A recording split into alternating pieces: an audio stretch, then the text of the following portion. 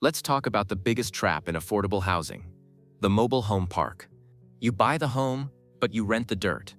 It sounds like a deal until a private equity firm buys the park, jacks up the lot rent by 50%, and holds your house hostage. You own a depreciating asset on leased land. That is not freedom. That is serfdom. But there is a way out: the land home package. The dream is simple. You buy a cheap piece of raw land. You pull up a brand new, energy-efficient manufactured home. You hook up the utilities, and you are done. No landlord, no lot rent. You own it all. But here is the problem: zoning. In most American cities, putting a mobile home on private land is illegal.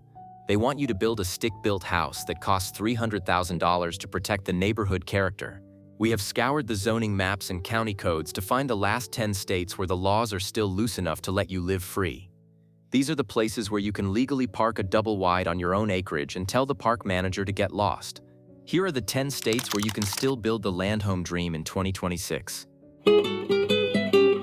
Number 10. Alabama.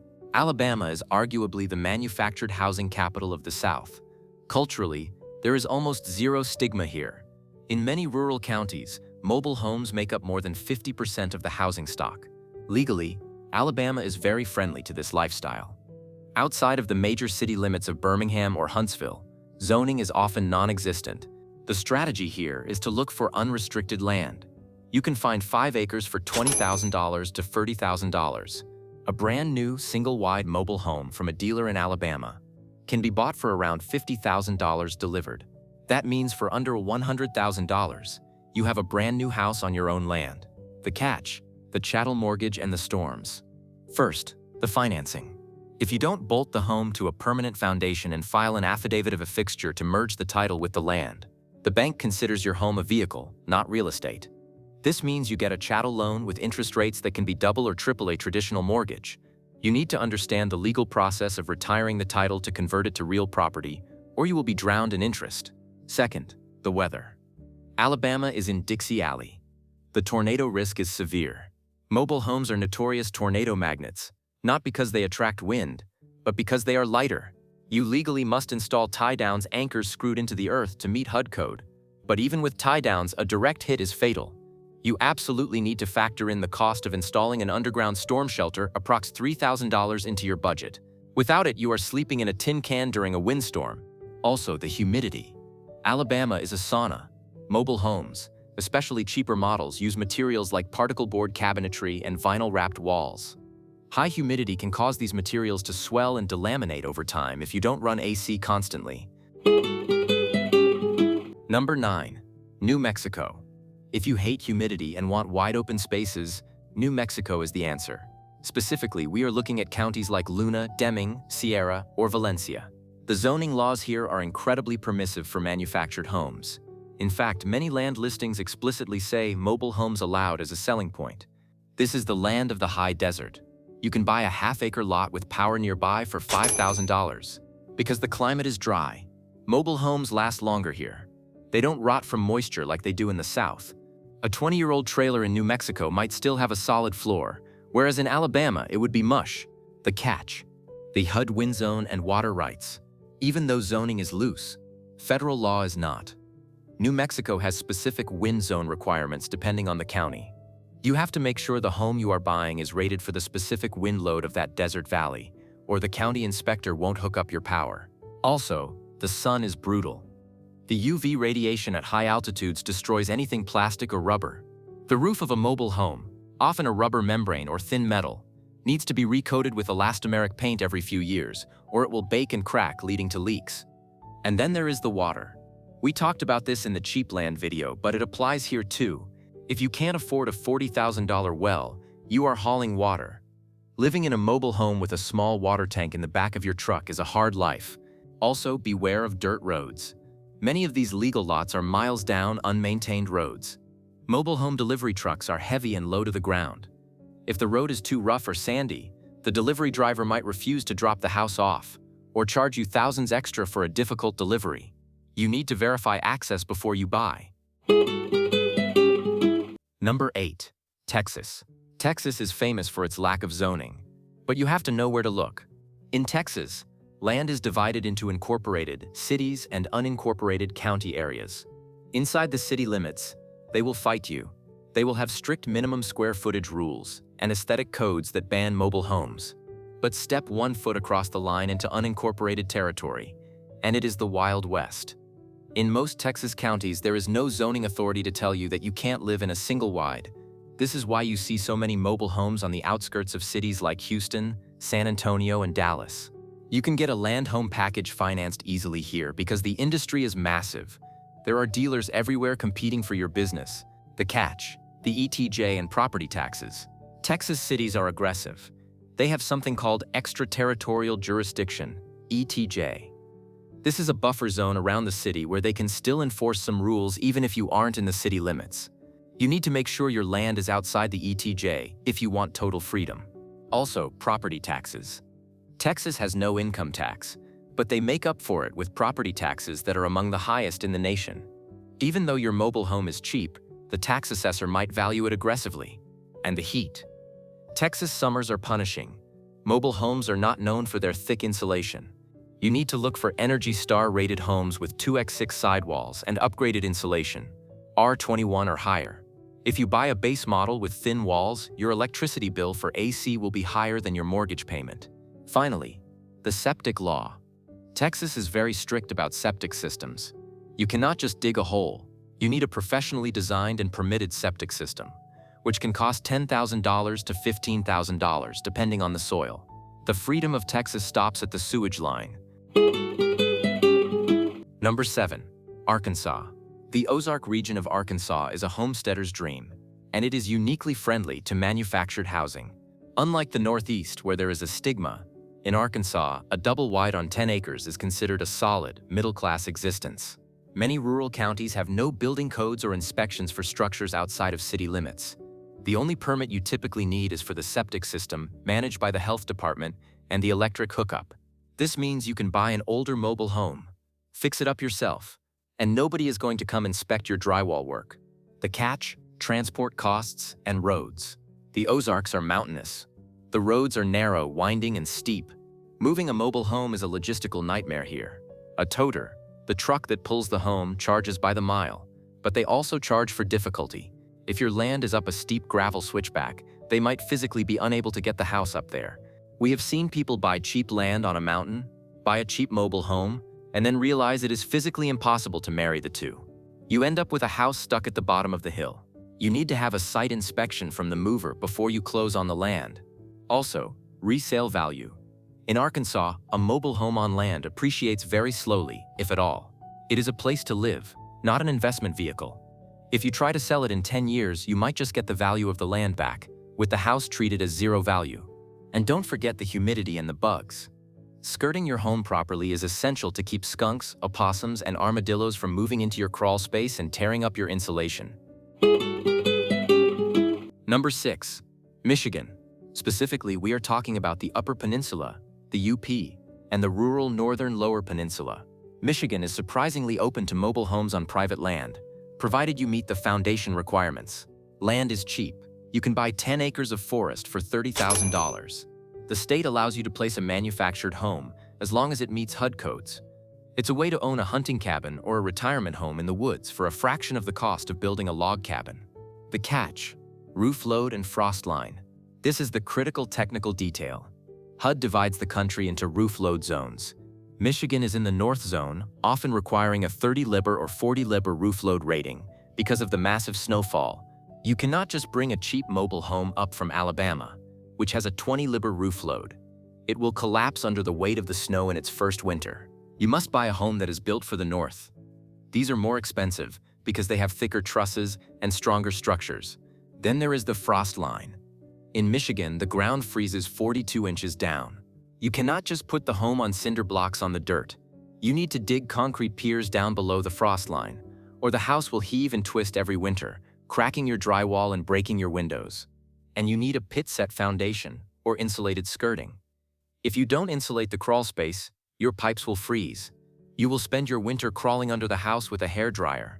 This adds $10,000 to $20,000 to the setup cost compared to the South. It is cheap to buy, but expensive to set up correctly. Number 5. South Carolina. South Carolina is a state divided. On the coast near Charleston or Myrtle Beach, the zoning is incredibly strict and the land prices are astronomical. You will never put a single wide there. But if you go inland to the upstate near the mountains or the Midlands, it is a different country.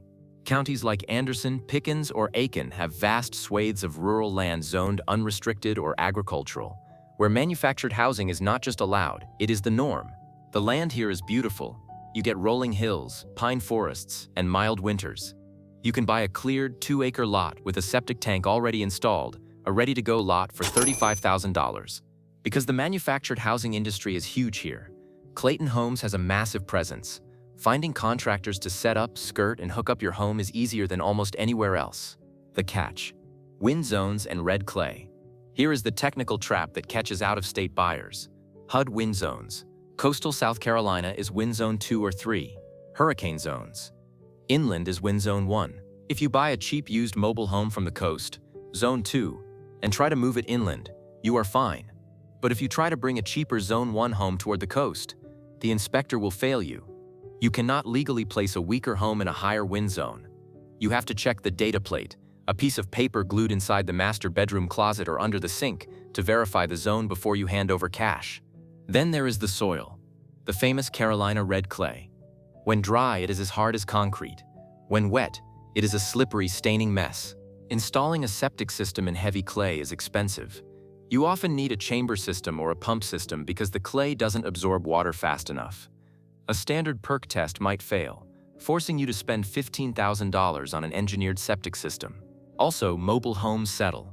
On clay soil, the heavy rains cause the ground to expand and contract. You will need to crawl under your house every year to adjust the jacks, or your doors will stop closing and your drywall will crack. Number 4. Kentucky. In many parts of America, mobile homes carry a stigma. In rural Kentucky, they are simply the standard way of life. Because the topography is rugged and the economy has been hit hard by the decline of coal, local governments are very practical. They want residents. They want tax revenue. They are not going to harass you for living in a double-wide on a ridge. You can find land here that is breathtakingly cheap. Wooded hillsides for $2,000 an acre. The regulations for setting a home are relatively loose in the unincorporated county areas. You don't need a concrete slab. You can often set on runners or concrete pads, which saves thousands of dollars. The catch: the delivery nightmare and moisture. We talked about Eastern Kentucky in our nightmare video, but it applies here to logistics. Kentucky roads are narrow, winding, and often lack shoulders. Toters, mobile home transport trucks, charge a premium for hazardous delivery. If your driveway is a steep gravel switchback up a mountain, which is common for cheap land, the driver might look at it and say, "No way." You might have to hire a bulldozer to widen the road before the house can arrive. We have seen people buy land, buy a house, and then realize the house is physically stuck at the bottom of the mountain because the turn radius is too tight. Then there is the moisture. Kentucky is humid and lush. Mobile homes, especially older ones, are prone to bellyboard rot. This is the black plastic sheet under the house that holds the insulation. In Kentucky, raccoons and opossums love to tear this open to nest in the warm insulation. Once the belly is open, moisture gets in, molds the insulation, and rots the subfloor. You absolutely must invest in metal skirting or a cinder block foundation to keep the critters out. Vinyl skirting is too weak. A determined groundhog will chew right through it. Also, resale value. A mobile home on a hill in Kentucky is a depreciating asset in the eyes of the bank. Do not expect to sell it for a profit in 10 years. You are buying a place to live, not an investment portfolio. Number 3. Arizona. Specifically, we are looking at Apache County and Navajo County again. We mention them a lot because they are the Wild West of zoning. In Apache County, you can buy 40 acres for $20,000. The county allows mobile homes, and they even have provisions for alternative waste systems in some areas if you have enough land. This is the destination for the person who wants to be left completely alone. You can put a used single-wide on a block foundation, set up a massive solar array, and pay property taxes that are less than $100 a year. It is the ultimate low-cost existence. The catch: sun rot, and the pack rat. The sun in Arizona is a laser beam. It destroys everything synthetic. The roof of a mobile home is usually a rubber membrane, EPDM, or thin metal. The UV radiation dries out the rubber and the sealant around the vents.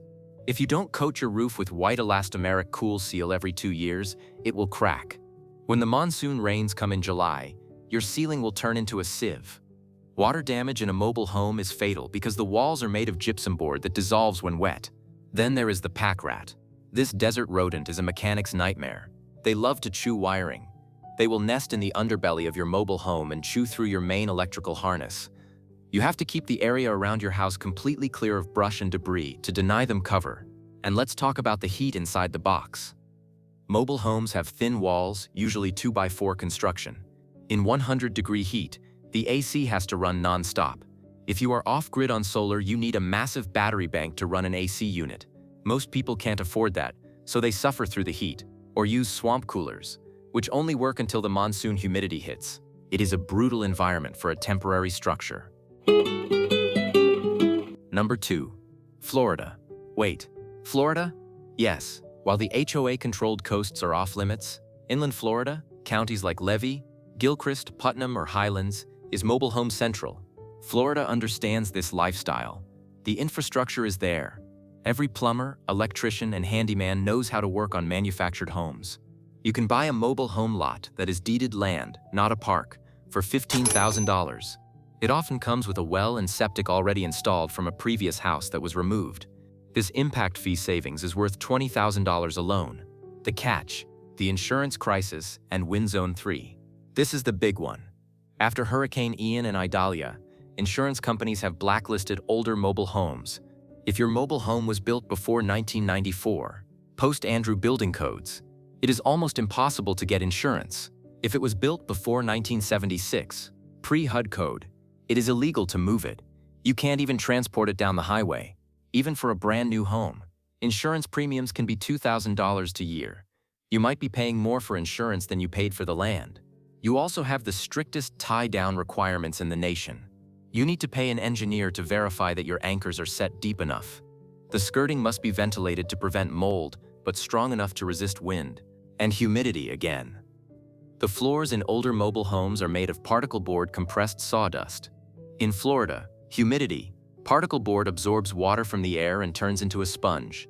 You can step right through the floor in the bathroom. You must look for homes with plywood floors, marine grade, which is an upgrade option you have to special order. Do not buy a standard spec home for Florida. It will dissolve. Number 1. Tennessee. This is the Goldilocks zone for the land home package. Tennessee has no state income tax. The land is beautiful. And outside of the Nashville metro area, the counties are very permissible. We are looking at counties like Cumberland, Crossville, Roane, or McMinn. The reason Tennessee is number 1 is the soil and the water. Unlike the West, you have water. Unlike the Deep South, it isn't quite as swampy. You can find 5 acres for $35,000. Tennessee allows you to classify a mobile home as real property very easily, which means you can get better financing rates, FHA loans, if you put it on a permanent foundation. The catch: the perc test and the slope. Before you buy any land in Tennessee for a mobile home, you must have a soil percolation test, perc test. The soil in Tennessee is rocky and full of limestone and clay. Many beautiful cheap lots fail the perc test. If the land doesn't perc, you cannot install a septic system. If you can't install a septic, you cannot get a building permit. The land is legally unbuildable. We have seen people buy land for cash, order a mobile home, and then find out the land is worthless because it failed the perc test. You end up with a mobile home sitting in the dealer's lot while you frantically try to resell the land. Also, the slope. Cheap land in Tennessee is often on the side of a hill. Mobile homes need a flat pad. Excavating a flat pad into a rocky hillside requires heavy machinery, bulldozers and excavators. This site prep can cost $10,000, $20,000. You also need a retaining wall so the mountain doesn't slide into your living room. So the $35,000 land becomes $60,000 land before you even pour the first footer. Now I need you to listen very closely, because what I am about to tell you is the single most important financial advice in this entire video. Okay, you found the state, you found the land, you bought the home. Now, you have to do the one thing that separates the amateurs from the pros. You must retire the title. When you buy a mobile home, it comes with a title, just like a car. It has a VIN number. As long as it has a title, the state considers it personal property. Chattel. This is bad for 2 reasons. Depreciation. Personal property loses value every year, just like a used Toyota. Taxes and loans. Personal property loans have high interest rates, often 9 to 12%, and you can be taxed on it annually as a vehicle. You need to convert it to real property.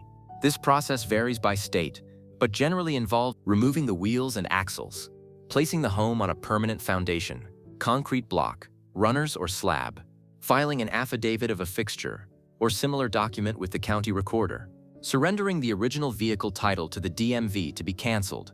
Once you do this, the home and the land become one entity.